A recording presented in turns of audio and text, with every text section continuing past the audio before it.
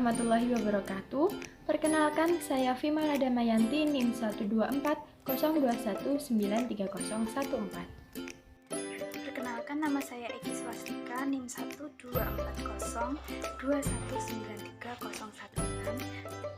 Saya Indah Filinja Febriani, NIM 1240219303030. Saya Fernanda Rizka Dewi, NIM 12402193036.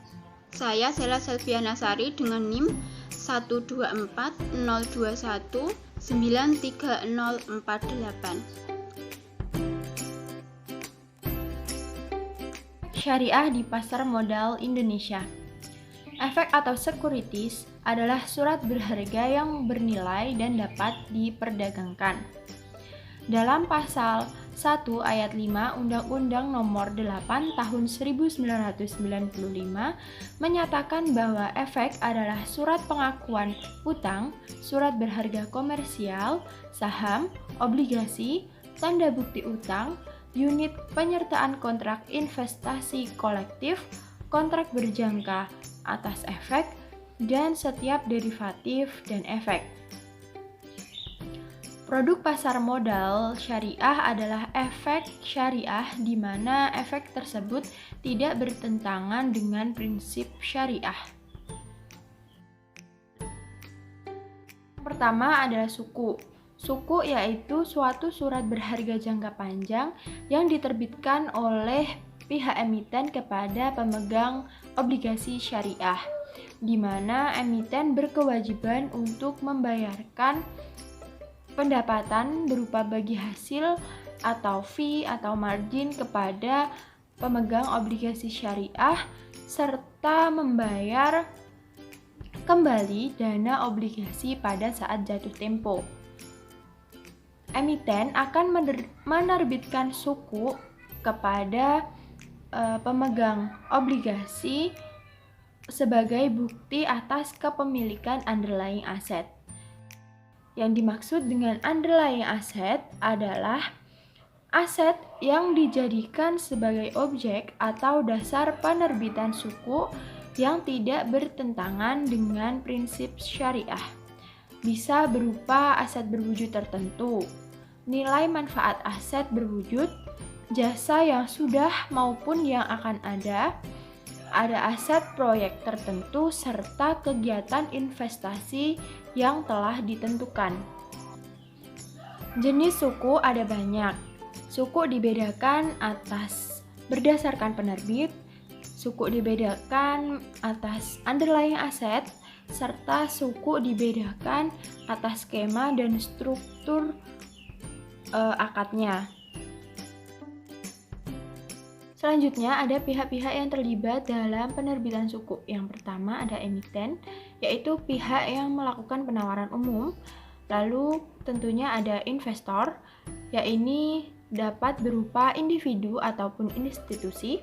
Selanjutnya ada special purpose vehicle atau SPV, yaitu sebuah entitas berbadan hukum dengan fungsi khusus untuk menerbitkan suku.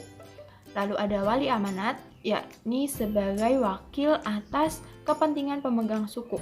Lalu ada penjamin emisi, ini bertugas untuk melakukan teknis persiapan penerbitan suku, termasuk pengajuan penerbitan, serta mempersiapkan dokumen-dokumen lainnya. Lalu ada perusahaan pemeringat, yaitu perusahaan yang memberikan penilaian atas kemampuan perusahaan tersebut untuk berupa pelunasan ataupun kemungkinan gagal bayarnya.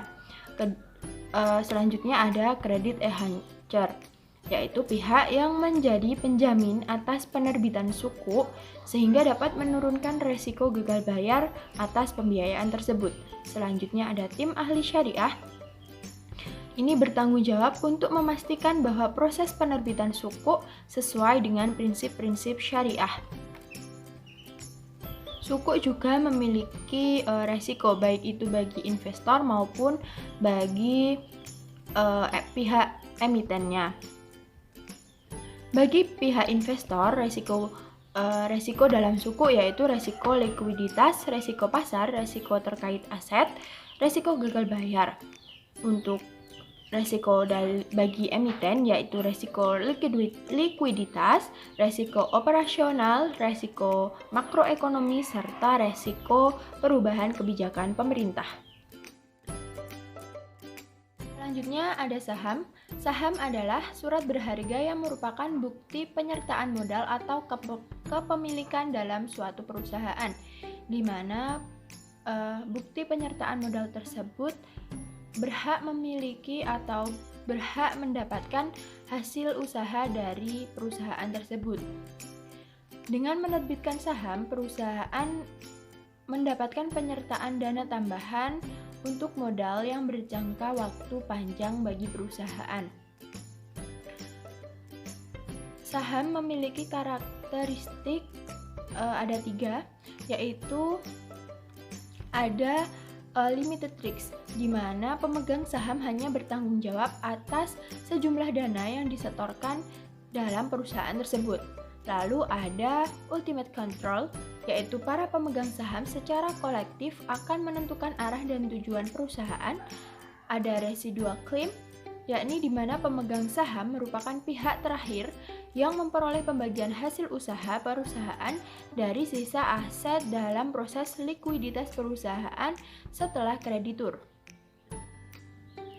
Indeks saham syariah ini mengacu pada daftar efek syariah atau DEF yang diterbitkan oleh Otoritas Jasa Keuangan. Indeks saham syariah dimaksud adalah Indeks Saham Syariah Indonesia Jakarta Islamic Index atau JII. Nah, selanjutnya yaitu mengenai reksadana syariah. Reksadana sendiri memiliki arti suatu wadah atau tempat untuk menghimpun dana dari pemodal atau masyarakat yang selanjutnya diinvestasikan dalam bentuk portofolio atau efek atau yang biasa disebut dengan surat berharga yang akan dikelola oleh yang namanya manajer investasi.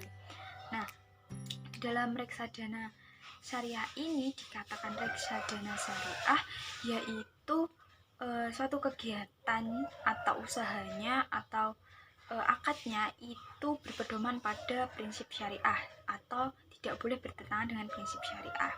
Nah, dalam reksadana syariah ini memiliki karakteristik yang terutama dalam usaha, kegiatan dan juga hasil dari kegiatan tersebut tidak boleh mengandung yang bertentangan dengan syariat Islam atau harus berpedoman pada syariat Islam.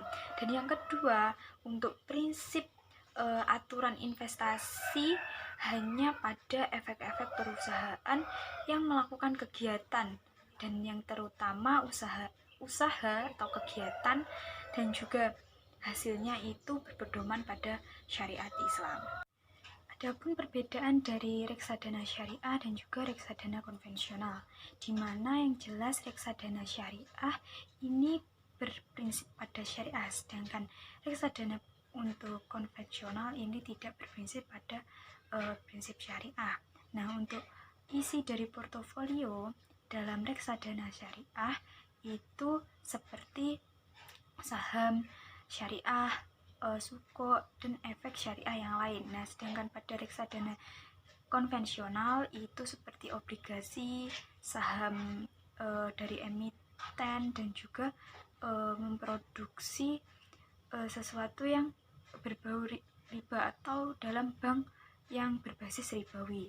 Nah, untuk mekanisme pembersihan kekayaan reksadana dalam reksadana syariah itu mekanismenya tidak diakui sebagai nilai aktiva bersih. Nah, sedangkan pada reksadana konvensional itu tidak ada. Untuk pengelolaan reksadana syariah itu dikelola oleh manajer investasi syariah. Sedangkan pada reksadana konvensional itu dikelola oleh manajer investasi. Dalam reksadana syariah terdapat dua akad, yaitu akad wakalah dan juga akad mudharabah, di mana akad wakalah ini terjadi di antara investor dengan manajer investasi, dan untuk akad mudharabah yaitu di antara manajer investasi kepada pengguna investasi atau portofolio saham. Untuk selanjutnya yaitu pihak-pihak yang terikat atau terkait dalam penerbitan atau pengelolaan reksadana syariah. Yang pertama ada manajer investasi, yaitu di mana pihak ini melakukan pengelolaan portofolio efek untuk para nasabah, kecuali pada perusahaan asuransi, pensiun, atau bank yang melakukan kegiatannya sendiri sesuai dengan peraturan perundang-undang.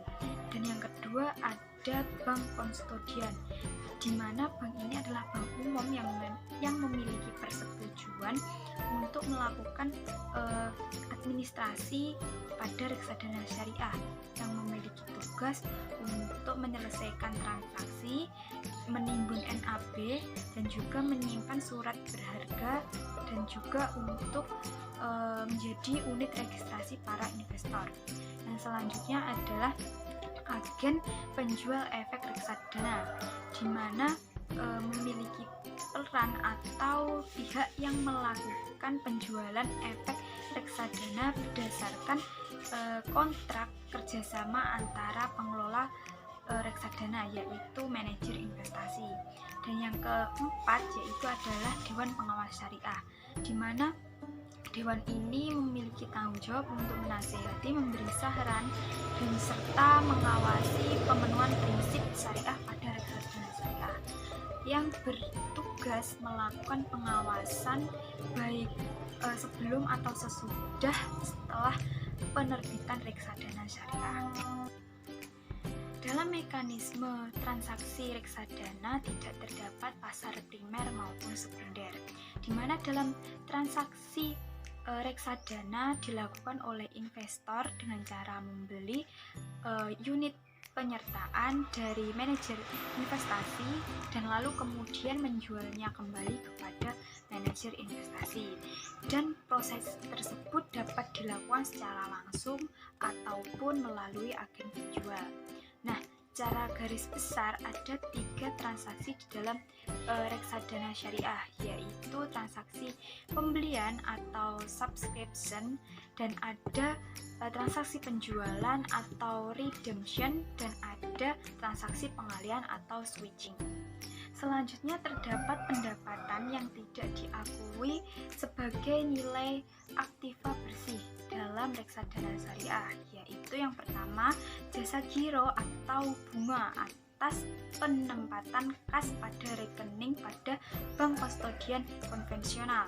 Yang kedua ada selisih lebih harga jual dari efek yang dikeluarkan dari daftar efek syariah yang dijual melebihi 10 hari kerja sejak efektifnya daftar efek syariah. Yang ketiga ada pendapatan non halal, di mana pendapatan ini mengandung riba atau bertentangan dengan prinsip syariah. Materi yang selanjutnya yaitu efek beragun aset atau EBA syariah. Nah, apa sih EBA syariah itu? Untuk penjelasannya adalah efek beragun aset syariah merupakan efek syariah yang berbentuk dalam sekuritas aset, di mana sekuritas aset sendiri merupakan konversi antara aset real dan aset keuangan yang biasanya berbentuk utang ataupun pembiayaan, di mana portofolionya telah menggunakan prinsip-prinsip Islam. Adapun akad yang digunakan yaitu wakalah bil ujrah, di mana investor sebagai muwakil dan seorang penerbit aset sebagai wakil. Lalu, apa sih jenis-jenis dari EBA syariah sendiri? EBA syariah dibedakan menjadi 2, di mana yang pertama yaitu EBA syariah berbentuk investasi kolektif, dan yang kedua yaitu EBA syariah dalam bentuk surat partisipasi. Nah, untuk yang pertama yaitu EBA syariah dalam bentuk kontrak investasi kolektif. Nah, penerbitan asetnya biasanya diterbitkan oleh manajer dari investasi dengan bank kustodian. Adapun aset yang diterbitkan ini berdasarkan dengan kontrak kolektif yang didasari pada keuangan seperti piutang, pembiayaan, dan keuangan lainnya yang berdasarkan dengan prinsip Islam.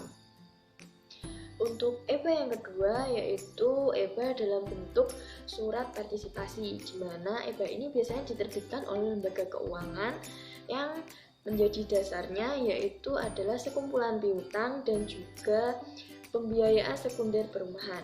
Dengan demikian, perbedaan antara EBA yang ke-1 dengan yang kedua yaitu adalah pihak penerbitnya dan juga aset yang menjadi dasar penerbitannya. Untuk lebih jelasnya, EBA dalam bentuk surat partisipasi ini hanya dapat diterbitkan melalui portofolio yang didasarkan pada sekumpulan utang dan juga pembiayaan sekunder perumahan. Sedangkan untuk EBA yang pertama atau EBA kontrak investasi kolektif itu dapat diterbitkan semua jenis keuangan selain pembiayaan sekunder perumahan. Namun, tidak semua jenis pembiayaan syariah perumahan itu dapat dijadikan sebagai dasar penerbitan dari EBA berbentuk surat partisipasi. Materi selanjutnya adalah dana investasi real estate. Dana investasi real estate sendiri adalah suatu wadah untuk menghimpun dana dari masyarakat pemodal yang selanjutnya akan diinvestasikan pada aset real estate. Aset yang berkaitan dengan real estate atau kas maupun setara kas yang tidak bertentangan dengan prinsip syariah di pasar modal untuk kemudian dikelola oleh perusahaan investasi atau manajer investasi. Jadi, mayoritas aset portofolio dalam dana investasi real estate adalah pada aset real estate. Dan melalui dana investasi real estate ini, investor dapat melakukan investasi di bidang real estate tanpa harus memiliki aset real estate secara langsung. Kemudian, dana investasi real estate syariah yang diterbitkan di Indonesia harus berbentuk kontrak investasi kolektif atau KIK antara investor dengan bank kustodian, di mana investor sebagai pemegang unit dana investasi real estate syariah adalah muwakil dan penerbit dana investasi real estate syariah. Sedangkan bank kustodian menjalankan fungsi penitipan kolektif aset dan melakukan perhitungan keuntungannya. Sehingga bagi investor, bentuk dana investasi real estate ini memiliki berbagai keuntungan. Yang pertama, investor tidak harus memiliki dan mengelola aset real estate secara langsung. Dan yang kedua adalah dana investasi real estate dapat melakukan diversifikasi investasi sehingga mengurangi risiko bagi investor. Kemudian, dalam pengelolaan dana investasi real estate, diwajibkan untuk menginvestasikan minimal 80% dari dana kelolaan ke aset yang berhubungan dengan real estate. Dan minimum 50% harus berbentuk aset real estate seperti mall, perkantoran, apartemen, dan perumahan yang dapat disewakan. Sehingga dana investasi real estate ini berinvestasi pada yang pertama, aset real estate atau tanah secara fisik dan bangunan di atasnya, paling kurang 50% dari nilai aktiva bersih. Kemudian yang kedua, aset real estate dan aset yang berkaitan dengan real estate atau efek perusahaan real estate yang tercatat di bursa efek dan atau diterbitkan oleh perusahaan real estate, paling kurang 80% dari nilai aktiva bersih. Dan yang ketiga adalah kas dan setara kas, tidak lebih dari 20% dari nilai aktiva bersih. Dana investasi real estate ini akan membeli sekumpulan aset real estate berupa tanah dan bangunan di atasnya, lalu menyewakan aset real estate tersebut dan memperoleh pendapatan. Kemudian, pendapatan berupa uang sewa dari aset-aset tersebut akan dikembalikan kepada para investornya dalam bentuk dividen yang dijadikan sebagai imbal hasil atau return bagi investor. Dan selanjutnya, dana investasi real estate dilarang berinvestasi pada yang pertama adalah tanah kosong, dan yang kedua ada properti yang masih dalam tahap pembangunan, tidak termasuk dekorasi ulang, perbaikan, dan renovasi. Selanjutnya yaitu kita akan membahas mengenai efek syariah lainnya. Di dalam DSN MUI terdapat tambahan instrumen keuangan syariah, yakni dalam fatwa DSN MUI nomor 65/DSN MUI angka Romawi 3/2008 tentang hak memesan efek terlebih dahulu. HMETD syariah. Hak memesan efek terlebih dahulu, right issue atau HMETD ini merupakan produk yang dinilai sesuai dengan kriteria DSN karena bersifat hak dan melekat pada produk induknya. Mekanisme right bersifat opsional, di mana right merupakan hak untuk membeli saham pada harga tertentu dan waktu yang telah ditetapkan. Selanjutnya yaitu Fatwa DSN MUI nomor 66/DSN MUI / Romawi 3 /2008 tentang waran syariah. Waran merupakan produk turunan saham atau derivatif yang dinilai sesuai dengan kriteria DSN. Pemilik saham dengan imbalan atau waran diperbolehkan untuk mengalihkan kepemilikan sahamnya kepada orang lain dengan mendapat imbalan. Kemudian efek syariah lainnya yang dapat dimuat dalam daftar efek syariah yang ditetapkan oleh Otoritas Jasa Keuangan meliputi yang pertama, efek syariah selain saham yang diterbitkan melalui penawaran umum. Yang kedua, efek syariah selain saham yang diterbitkan tanpa melalui penawaran umum dan sesuai dengan peraturan perundang-undangan di pasar modal.